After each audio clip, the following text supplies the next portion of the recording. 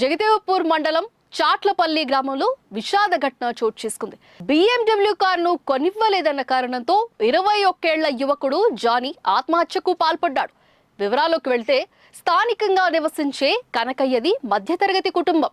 కానీ కొద్ది రోజులుగా తనకు BMW కార్ కావాలని కుమారుడు జానీ అడిగాడు. కుటుంబ ఆర్థిక పరిస్థితి సరిగ్గా లేకపోవడంతో తండ్రి కనకయ్య BMW కారును బదులుగా స్విఫ్ట్ కారును కొనిస్తానని చెప్పాడు. ఈ క్రమంలో కొద్ది రోజుల క్రితం తండ్రి తన కుమారుడిని సిద్దిపేటలోని ఓ కార్ షోరూమ్ కు తీసుకెళ్లాడు. అక్కడ స్విఫ్ట్ కారును చూపించాడు.